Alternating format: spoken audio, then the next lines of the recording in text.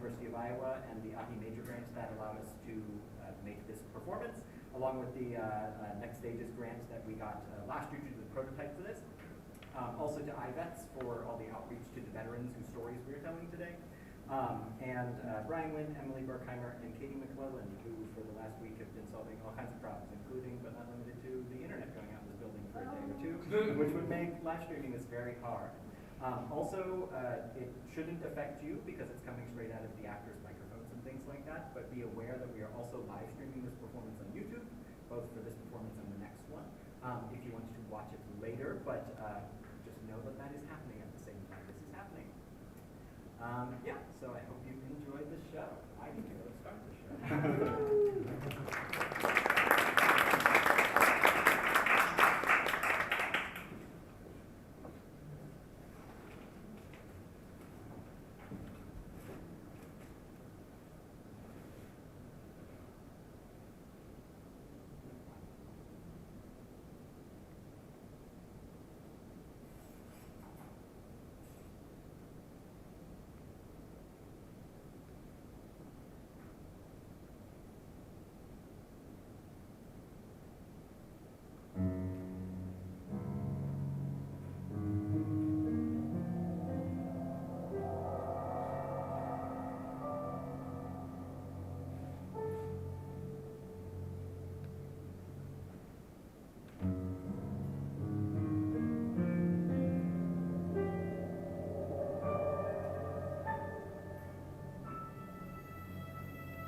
I grew up in Northeast Iowa, Waterloo and Cedar Falls. I grew up in Fort Madison. I grew up in Mount Pleasant. I grew up in Marion, Waukegan, Schleswig, Iowa City. I grew up in Lisbon, North Dakota, about an hour from Fargo. I grew up in Evans, Utah. I grew up in Cicero, Illinois. I grew up mainly in California, but also Michigan and Louisiana. I was born in Mexico and migrated to this country when I was 6 years old. We lived in the suburbs of Chicago. I grew up in Wheeling. I grew up in Mount Prospect. I grew up in Prospect Heights. I grew up in Palatine. I grew up wherever my parents moved us to.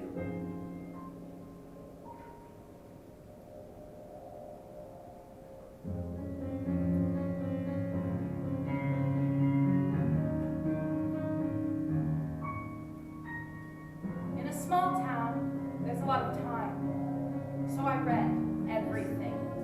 And I was a cheerleader, and the future business leader of America, and the future homemaker of America, and a Girl Scout, and I ran cross country. In the summer, you could get a t-shirt if you ran 100 miles, or 200 miles, or 300 miles. I'd spend the summer running up and down and up and down and up and down this gravel road. I really loved to get those shirts. I was in football, basketball, golf, band, and graduated in the class of 24. I did swim club, I did volleyball, I did gymnastics. But I quit doing all that. I had to work. I was still valedictorian. I loved music. Had a Monkey's 45. I played it over and over and over and over again. And I wrote Davy Jones a letter that I wanted to marry him. We had a big family, 3 step-siblings, a half-brother, and a stepdad I called Dad because he took care of me. I was very shy. Very shy. I didn't talk a lot. I thought a lot. I was angry at the world. I played baseball. It was a very big source of joy for me. I was always the first one to show up, the last one to leave, did whatever needed to be done, helped whoever needed help. Other kids told my mom, "Your son's a real leader." I thought it was just what you're supposed to do. I was the 4th of 5 boys. I was captain of the baseball team. My favorite band was Led Zeppelin. My favorite book was Last of the Mohicans. I was an only child. I was bookish. I read history, horror, Stephen King. Couldn't get enough of Stephen King. A little bit of sci-fi and fantasy, and classics. To Kill a Mockingbird, Lord of the Flies, The Great Gatsby. I just ate it up. I look forward to being at school every day. Being at high school and learning English and literature and psychology and science and Spanish. I learned a lot, and it didn't cost me anything. I spent my first year living in a basement because because right after World War II, all the GIs came back. And there was a tremendous housing shortage, so my parents rented whatever they could find. I wanted to be an athlete. When I figured out I wasn't going to be an athlete, I became more bookish and more driven. So by the time I was a sophomore in high school, I was pretty bookish and pretty driven. And my favorite book was Catch-22. Third grade, picture day. I wanted to wear camouflage, but my mom said no. I wore a navy blue polo with camouflage pants because the pants wouldn't be seen in the photos.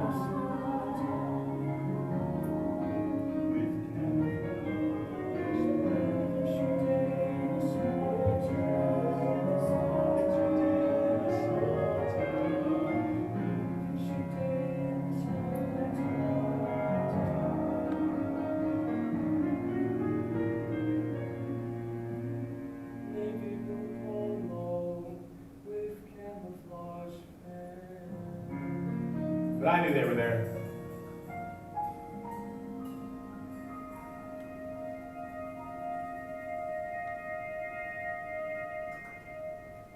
The military is definitely ingrained in me. I'm a fourth generation veteran. My grandfathers were in the Navy. My grandmother was a Marine. My grandfather was drafted but was never sent anywhere. My dad went to Desert Storm. My grandfather was in the Navy in World War II. My dad was in Vietnam. No one ever talked to me about the military. My dad was in the Marines and my mom was in the Air Force. My granddad was in the Air Force. My dad was in the reserves. My brothers are in the Army right now. One grandfather was in World War II. My other grandfather served in the Air Force in both World War II and the Korean War. My older brother deployed to Iraq with the Army Reserves. All my uncles were in the Army. One grandfather, one of my aunts. My stepmom's sister-in-law was an officer in the Air Force, and her dad was in the Pacific in World War II. My father served in the Navy in World War II, but it wasn't expected of me.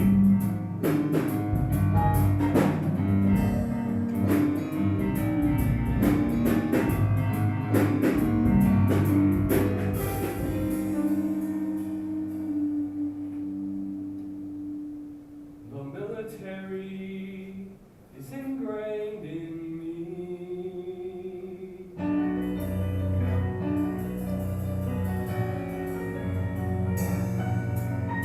I wanted to go into the military and I wanted to go to college. The Naval Academy is both. I signed up between my junior and senior year. I turned 18, I graduated, and 3 days later, I was shipped out. I turned 18, graduated and shipped out the next We didn't have money for college. I told my mom, I wanted to join the Marines. She said, you're not strong enough. You're never going to make it. I said, tell me more. I wanted to be part of something bigger than myself. I got bored at the end of high school and joined the National Guard. Then I was out of the Guard for 12 years. Then 9/11 happened. Then 9/11 happened.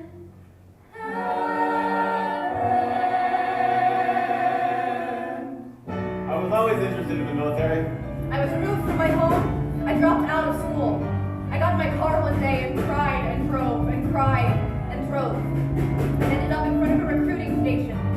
It was a godsend. We have a lot of freedoms that other countries don't. I wanted to find my own way and give back. I had to get out and take a change and find myself. I was a store manager at Walgreens. Hated it. Absolutely hated it. When September 11th happened, I'd already done 5 years in the reserves, but I just had to do something. I was 17 and my mom wouldn't sign the paper for me to join the Marines. I asked my dad and he said, yeah, sure. It was August 1969. I could either enlist or be drafted. I joined the Army. I joined the Navy. I joined the Air Force. I joined the Marines. I joined the National Guard. And I have stories.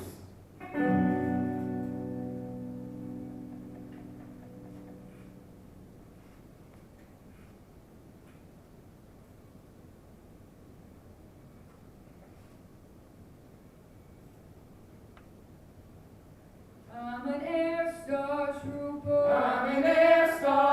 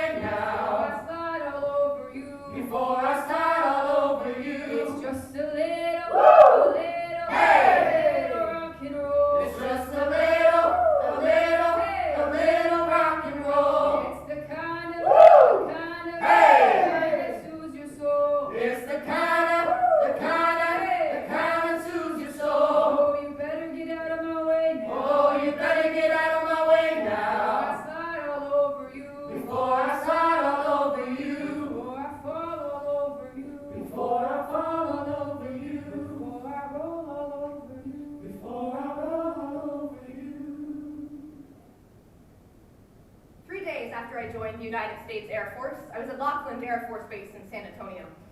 I was 18. I was cocky. I didn't know what discipline meant. I didn't know what structure meant. I didn't know what it meant to have a drill sergeant standing in front of me yelling at me, her spit coming at my face. So I laughed.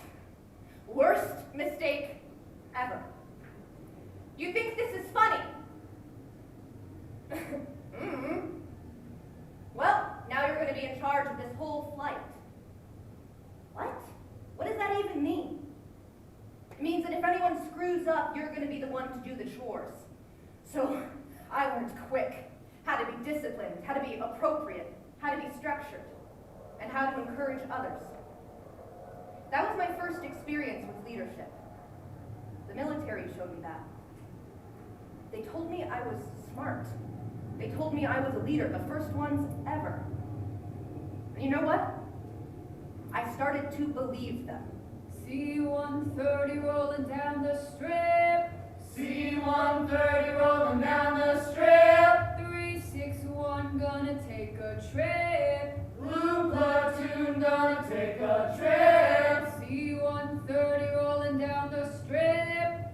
C-130 rolling down the strip. 361 gonna take a trip. Blue platoon gonna take a trip. Fly on airmen. Fly on airmen. Fly on airmen. Fly on airmen. Men flying on airmen. Airmen fly on airmen. I was 6.5 years active Army, currently in the National Guard. I'm a 19 Delta Cavalry Scout, reconnaissance specialist. We go out and observe an area for follow-on forces or future operations. I met my best friend in the service. He was in my unit. We were deployed to Kosovo in 2018. We were sitting on this range. It was late at night, so dark, so quiet. And I was just sitting here, just outside the truck. And I looked up at him and I said, man, this sucks ass. He looked down and said, yup. We forged a friendship through the suck.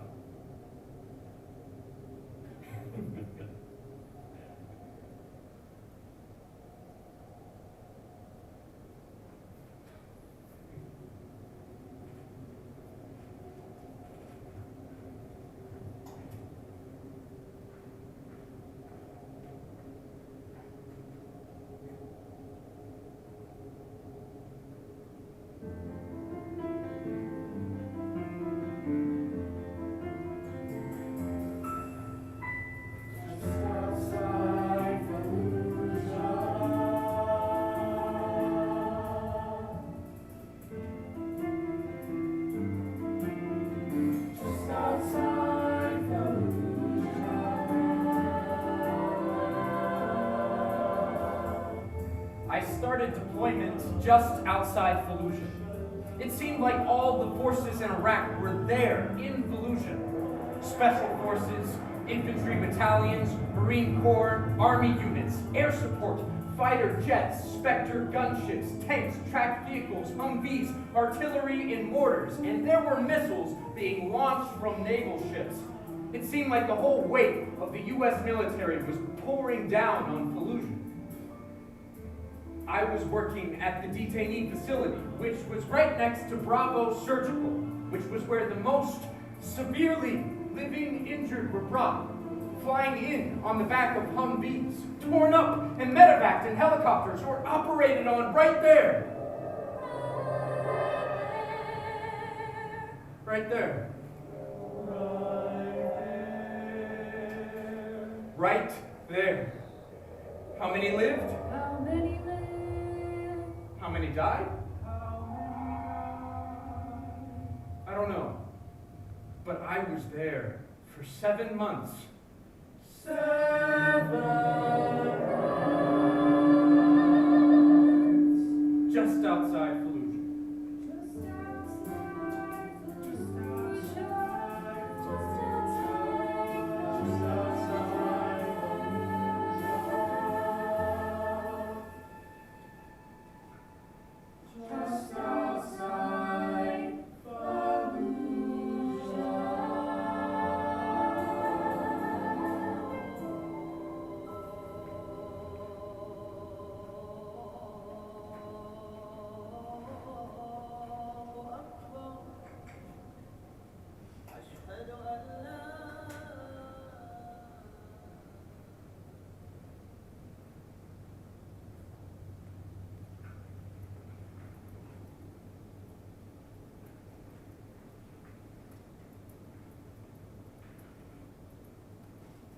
since I was 18, I knew the draft was going to be there. My strategy was not thinking about it, and thinking that they would forget about me. They didn't. I graduated from college in the spring of '68 and got called for a physical in the summer of '69. Ah, shit. And so, in August 1969, I enlisted in the Air Force, so I at least had some control of where I ended up. I was a personnel specialist, a Remington Rand Raider. I did a lot of typing. But I was actually deployed at one point, 6 weeks in Thailand. We landed at Thompson Air Force Base, just outside Saigon. I watched people get off. They had tours of Vietnam, but I stayed on the plane and went to Bangkok and lived in a hotel. That was my experience in a war zone. It's not a great story, but it is the story. I don't remember ever being in favor of the Vietnam War. I applied to be a conscientious objector discharge. They wanted to know, was I opposed to my participation in all wars? I used to call it the existential cop-out because the question they would always throw at me was, well, what about Hitler? Would you have fought against Hitler? And if you say yes, well, yes, I would have fought against Hitler, then you're not a conscientious objector. All I know is that all the wars that I've seen are all abhorrent. All of them abhorrent. Mother, mother, mother, there's too many of us dying. Brother, brother, brother, can't you hear the people crying? And you can blame the generals, you can blame the politicians, but if individuals didn't serve, there would be no war. Obviously, I was not going to end the Vietnam War, but war most certainly would not end if people continue to participate. You cannot put an end to war if you participate in war. You can blame the generals, blame the politicians, you can blame the system, uncontrollable conditions for what's going wrong. You can blame your neighbors, blame superstitions, blame everybody for all the divisions and what's going on. What's going on? Now it's time to cross a picket line, raise a picket sign, wrap your mind around this truth, yeah. It's time to cross a picket line, raise a picket sign, wrap your mind around this truth, yeah. If individuals won't serve, there might be No war. You have to demonstrate either a religious belief or a sincerity of belief. I wrote essays on the basis of my belief and sent them in. Then you have to be interviewed by an officer with a rank of major or higher, and then a psychiatrist, and then a minister, and then you wait. On August 9th, 1971, I was back in the States, and I knew something was up. There was this one tech sergeant, a career sergeant, a lifer, a jerk. He had just gotten a cable back from Houston, and he was giving me a dirty look. I was being discharged as a conscientious objector, and within 9 days, I was out. Demonstrate a belief, on the streets now. demonstrate sincerity. Now it's the time. Demonstrate a belief. Show humanity. Get up, stand up, stand up. Woo! You can name the armaments, name the munitions. You can name the monuments, name the traditions. Conflicts lost and won.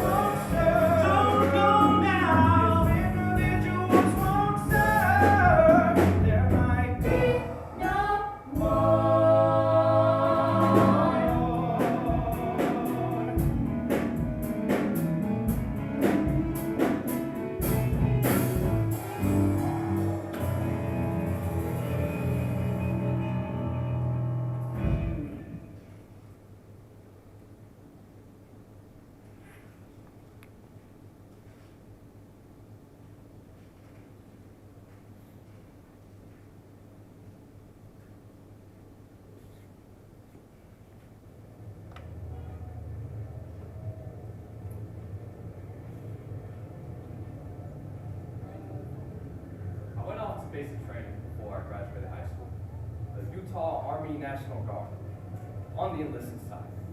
Field artillery. It was great. For 7 years, I was all guard all the time. Then I was out, and I got into dirt work, hauling mud, concrete, sometimes underground, cable, sewer, power, water, sometimes in a truck, running mud up and down Interstate 15. I bounced around and followed the money as best as I could. I was out for 12 years when 9/11 happened, and I started to get like, man, I want to go back. I ended up in Afghanistan on a gun truck, highly armored and big, bigger than a Humvee, with shooting from IEDs and netting for incoming rockets so they'll explode before they hit the truck, and a gun on top, and a gun guy. There's normally 4 or 5 guys, but we were a team of 3. We were security for the convoys. We were the bounding trucks, positioned in the middle or on the end. And then we would bound up and pass the convoy to stop traffic and let the convoy pass through intersections or whatnot.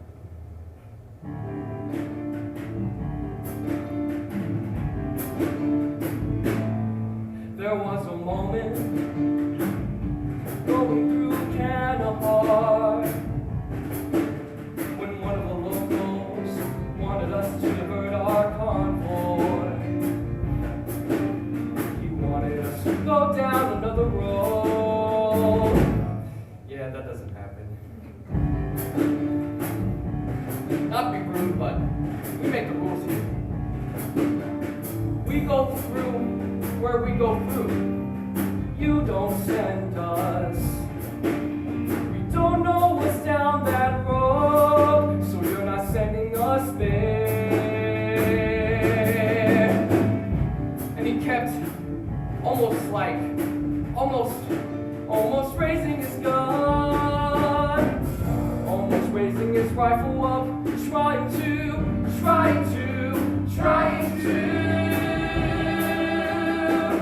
We're the bounding trucks. Three inside, holding security, and the sun and the sand in their eyes can't see the horizon. And the smell of the sweat, And the smell of the smoke, and the smell of the fear rising up from the crossroads in Kandahar.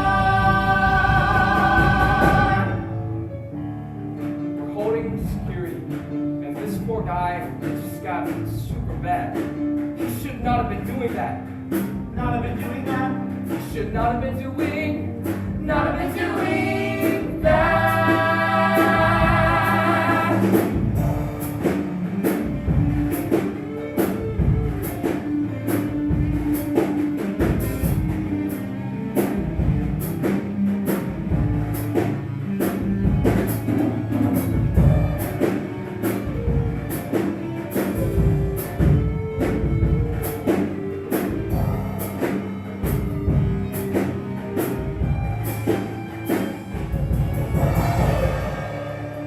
At last, he gave up, but it was so close. If he would have put the muzzle towards us, our gunner would have taken him down, because that's aggressive. You can't! You have to. You can't, You have to. you can't. You have to. And the squeal of the tires, And the grind of the gun, and the sound of the cries rising up to the sun. Crossroads in a bounding truck, ain't no mud truck, in a bounding truck, ain't no mud truck. in a bounding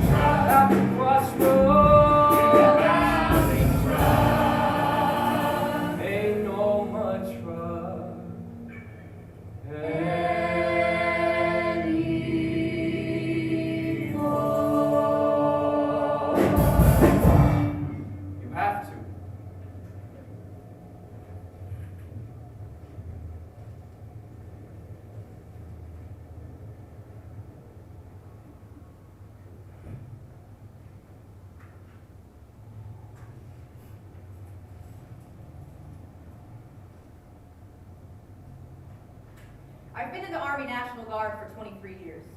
My husband is also in the Guard, full-time. We met in the same unit in Iowa City. One time, he was coming home from annual training and I was on my way to annual training. We passed each other on I-80 right before the airport exit in our convoys. We waved to each other. The first time he deployed, his unit was notified that they were leaving, and a week later, they had to report. We had 2 little kids at the time. I would drive them from Mount Pleasant to Davenport so my sister-in-law could take them for the weekend. Then I would drive to Iowa City. I'd do my drill. I'd drive to Davenport to get them, then back home to Mount Pleasant. I did that for a whole year. They say some people peak in high school. I am not that person. I'm still on an upward trajectory. Admin specialist is what I did when I joined. But I didn't always like the way I saw some things going. I wanted to be one of the people in charge. I wanted to be in the room making decisions. So I went to officer school. Some of the best stuff I did was on flood duty. I've been to other states purifying water. I've slept in the basement of Mercy Hospital on flood duty. I've helped evacuate residents from a long-term facility in Riverside.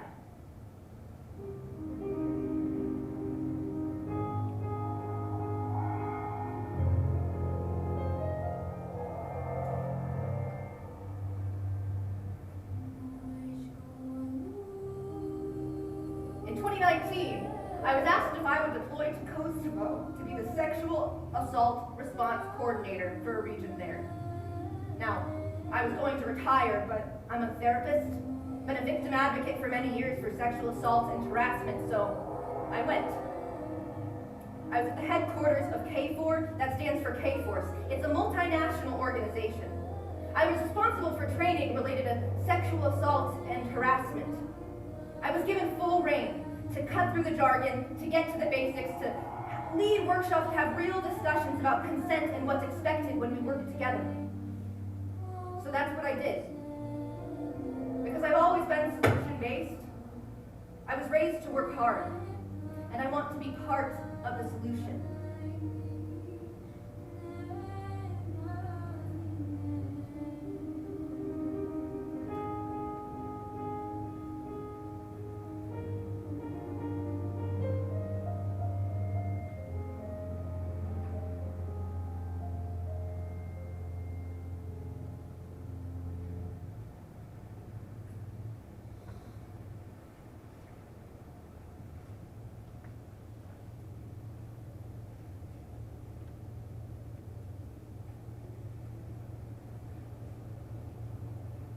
I was an aircraft mechanic.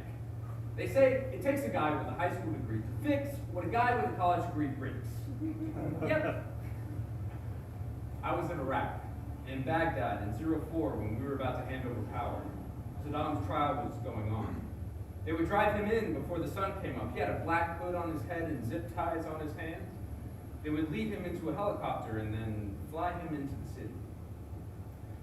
We were in the green zone, but we got shelled constantly. One day, my command post calls in, we need to put an aircraft on the med spot. That's right off the runway. It's a British C-130. Ambulance is already there. I see a nurse. She's got a big, clear bag filled with clean, white bandages. She goes up on the plane. In about 10 minutes, I see mortuary affairs roll up. The nurse comes back off. That bag she had, you couldn't see the bandages anymore. There was no white anymore. It was covered in blood. They told me to go look for bullet holes in the plane, so I had to go inside. I see mortuary affairs pushing, pulling, inserting this man into a bag, and there's stuff everywhere. Blood and brain matter and everything.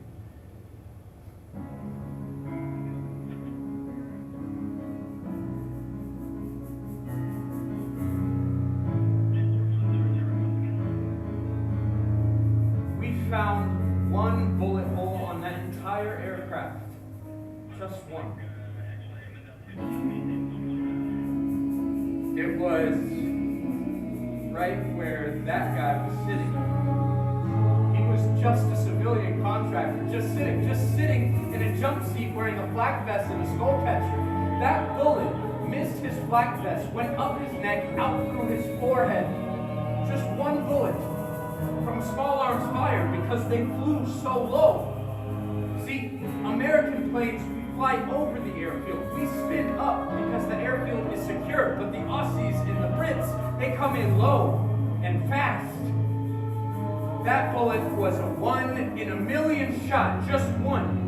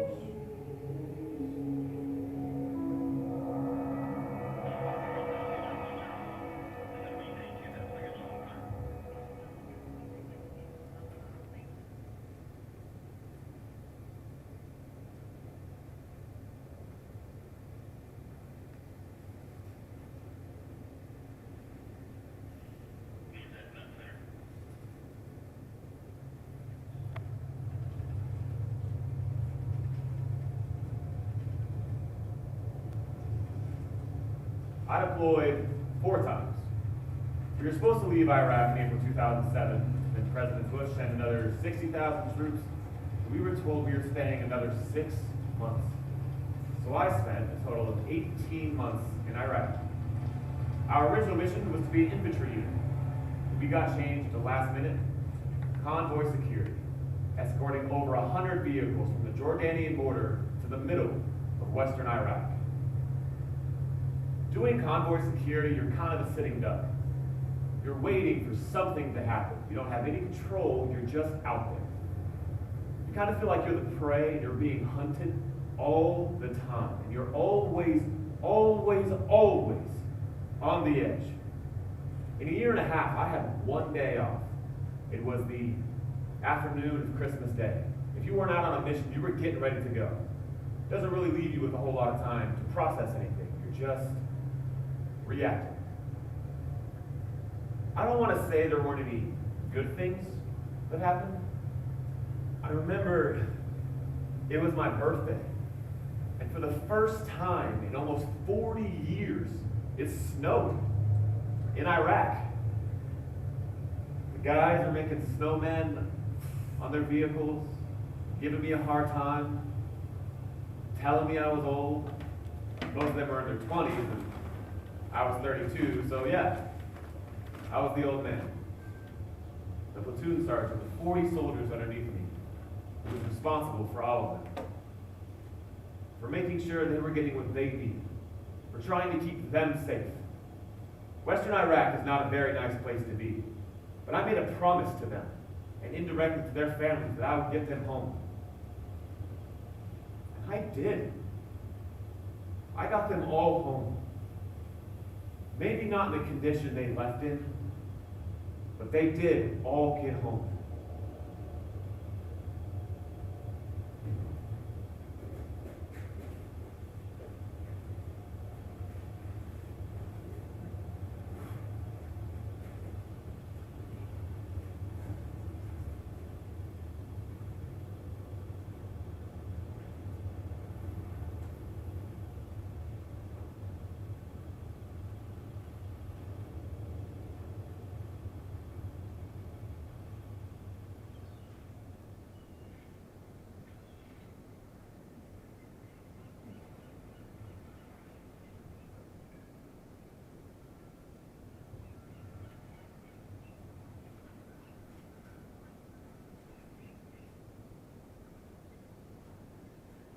graduate from the Naval Academy, you have to choose the Marine Corps or the Navy. I never really seriously considered the Marine Corps. I do not like the mud. The thing about the Navy is that you deploy, regardless. You're going to deploy. I was on a destroyer first for almost 3 years, first lieutenant, in charge of the boatswain mates and the undesignated seamen.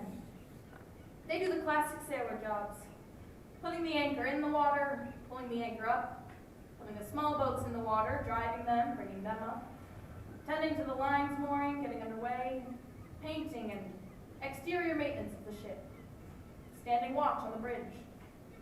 They still use a bosun's pipe for all hands and mess call and things like that.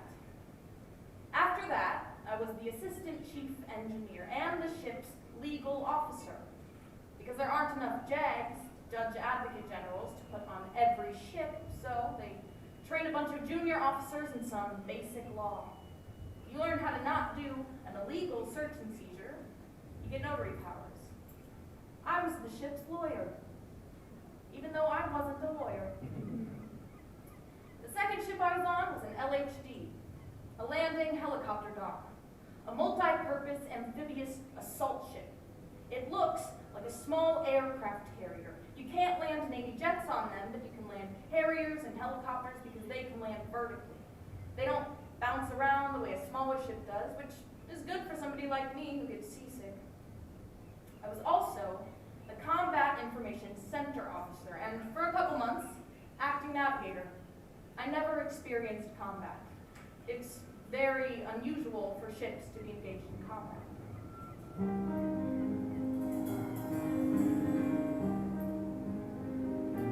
But once, I was in charge of navigating through the Strait of Malacca, which was probably the most harrowing thing for me. The Strait of Malacca is only 2 or 3 miles wide, but it is one of the busiest waterways in the world, maybe the busiest.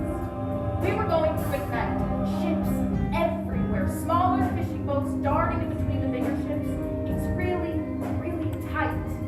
Some ships, trying to avoid somebody, keep turning, and end up sideways in the strait, and then run aground. The thing about ships is that once you've made a decision, a certain amount of the future is baked in. Like the Titanic, reversing is really hard to do.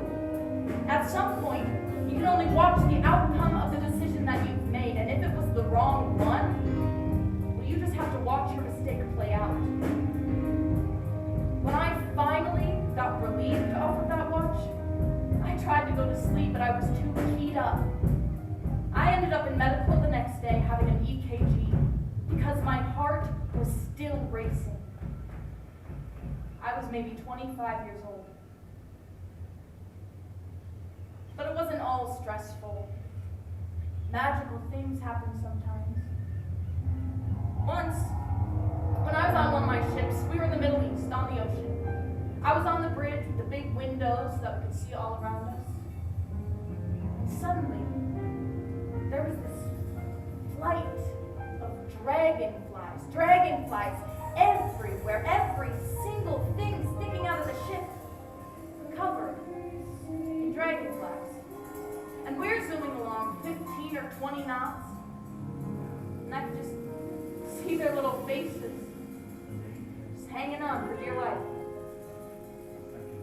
And then, it started raining.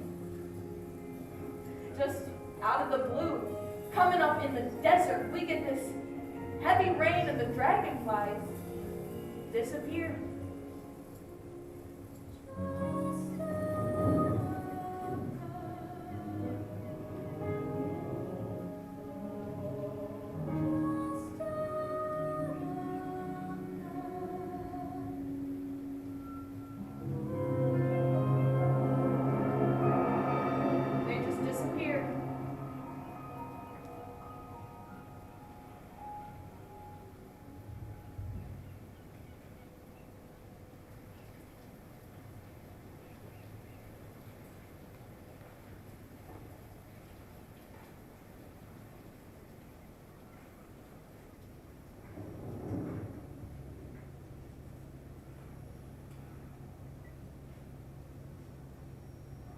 I shipped off to Marine Corps Boot Camp August 16th, 2004.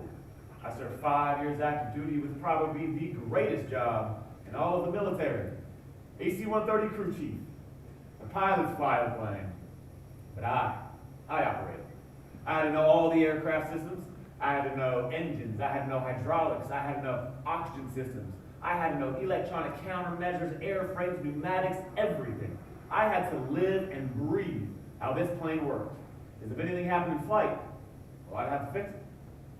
My first deployment was to Iraq. We did a lot of aerial refueling in support of ISR, intelligence, surveillance, reconnaissance. F-18s or AVP Harriers would plug into us, drop down to altitude, and just take care of whatever they needed. We also had the responsibility of angel flights. Any service member who passed in combat or whatever, we would shuttle the deceased off for processing.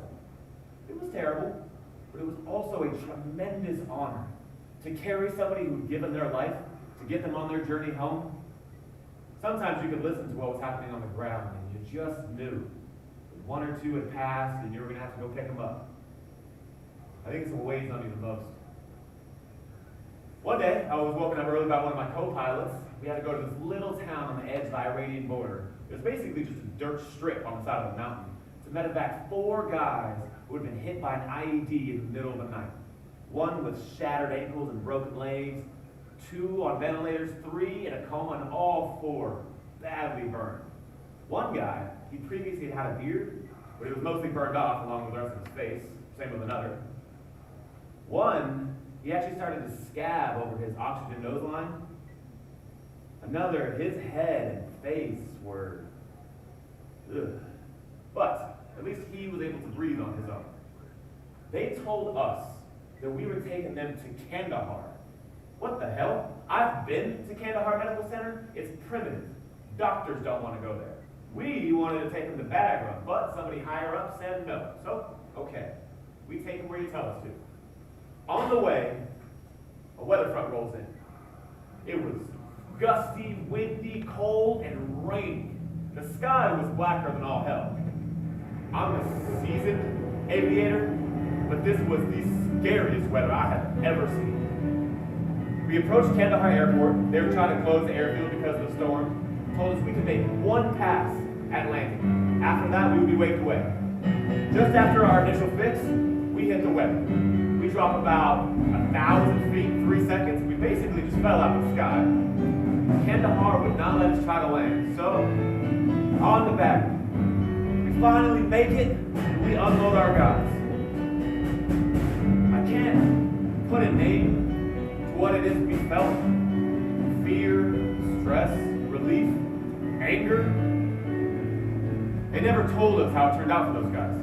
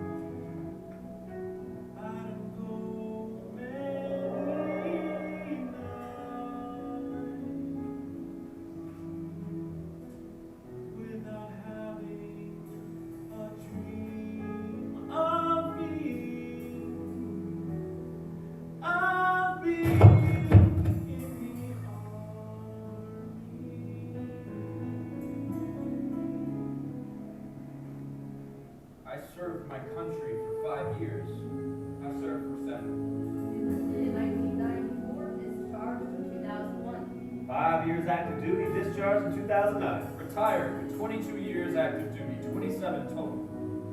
I served 2 years, got my discharge August 9th, 1971. Retired with 23 in 23. Discharged in 1998 after 7. 4 years at the Naval Academy. 3 years on my first ship, 1.5 on my second. 6.5 active duty, now I'm in the Guard. Retired in 2011 with 21 and a half years of service. I think my service was the best, worst time of my life. I think the military amplifies either the good side of you or the bad side of you. I thought it brought out the best in me. Definitely one of the best times of my life. It was like I was in this incubator, and when I came out, I was able to be this beautiful and strong being. My family always said to me, pretty girls just don't talk. Just stay there, just be quiet. The military was the opposite. They said, we want. I got to do a lot of things because of the Navy. I got to do a master's of philosophy and social anthropology at Oxford. I got to go to sea. I got to go from Lisbon, North Dakota to Lisbon, Portugal. When I got out, I was really lost. I'd been in uniform for so long, I didn't know how to dress. And I was used to someone else doing my laundry and cooking my meals and taking out the trash. And I didn't know how to make friends in a city. When I try to tell my stories to people that haven't been in the military, I'd have to explain this thing and this other thing and then another thing and so on and so on. Like a nesting doll of stories.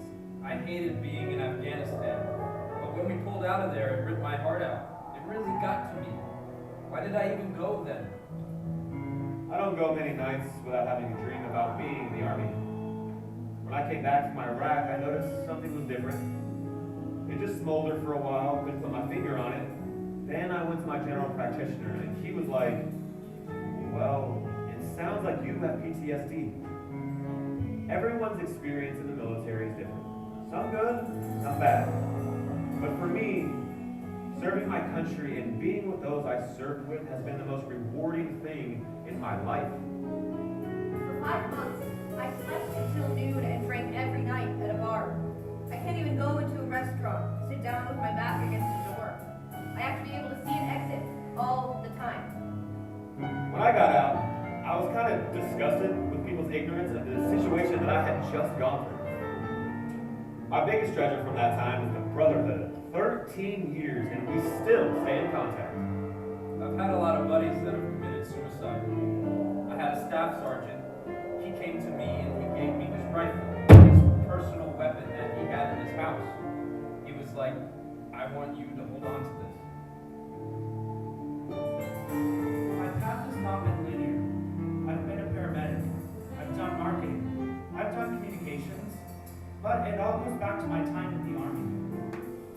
The Army taught me my work ethic, taught me critical thinking, taught me how to approach complex problems, taught me how to adapt. The Army did that. The military is authoritarian. It has to be. That's never been my cup of tea. But the military does give you opportunities to talk to people who don't share your background or view of the world, to get to know them and find out who they really are. My service made me realize how much where you're born affects your whole entire life. Talk to those girls, 10 and 13 years old. How much more different for them than their brothers.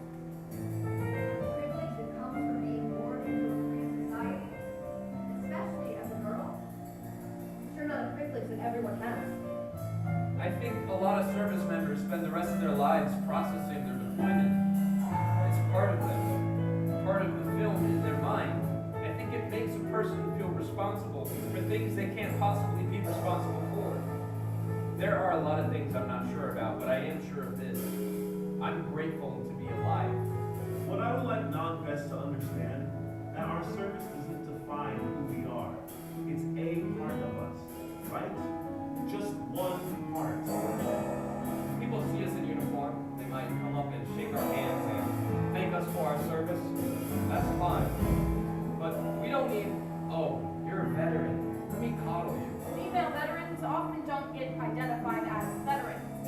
Sometimes, if there's veteran parking at a hardware store or something, I won't park there.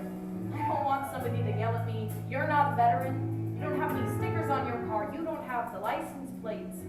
We don't all advertise, but I do have it on my driver's license because it's nice to get 15% off pancakes on Veterans Day. I was in one of my classes and part of the curriculum said, point blank said, that all vets have PTSD. And they're crazy. And I said, I'm a vet. And everyone looked at me funny and I'm like, we all have our own battles.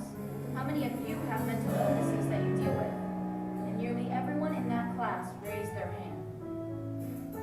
Was at Mount Rushmore in 2014, I think. And there was an event, and they asked all the veterans to go to the front to be recognized, and I just said no. I'm not trying to deny I'm a veteran, it's just a feeling that when they're talking about veterans, they're not talking about the guy who only did 2 years. Several years after getting out, I found one of the guys we transported through that storm.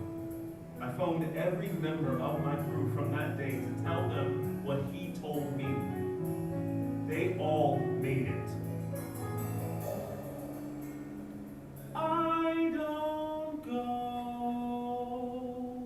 many miles.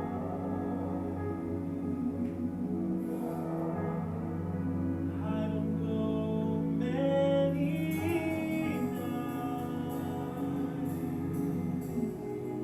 without having a dream of me.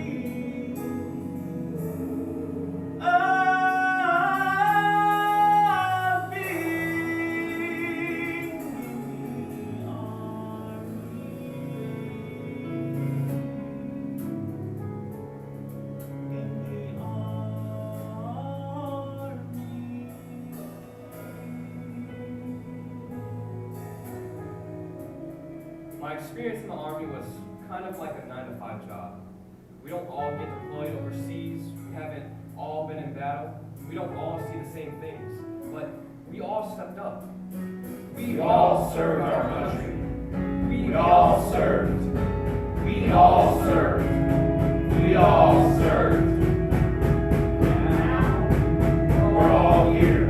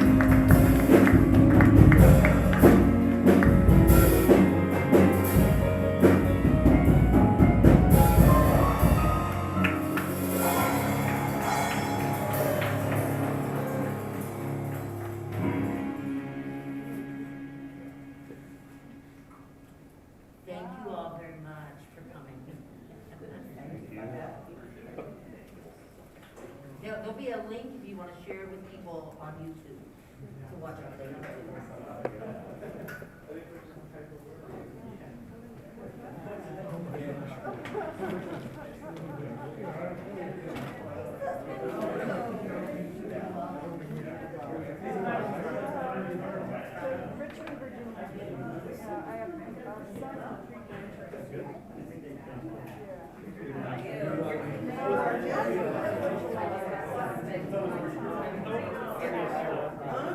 Yeah, absolutely. I'm pretty excited for this next season.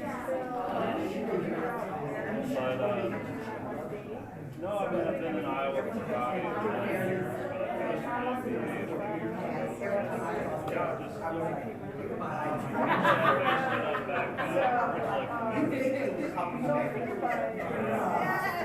you know what, I got most of it there, but I did finish it.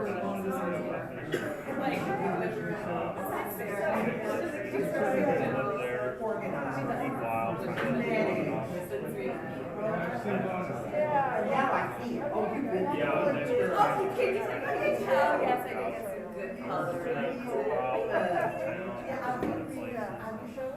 Much left to do. So I wanted to, I wanted to put up my career on one of this, so I'm pretty excited to be with the university. What is this? I will feel this is kind of interesting. I know what I have now. Your life story as a town. Hey, The way it kind of got in, along the fact that all of these sort of meditators. Yeah. It must have been a big culture shift. It's fascinating. You know what, the person that captures it best is this guy, Dick DeAngelis. I've worked with him a little on the side on some of the interviews that didn't make the films, but he's got this documentary series, the Fairfield History series. But he, Well, yes. he's a meditator, he left town. He really captures. There's a whole one that focuses on Parsons,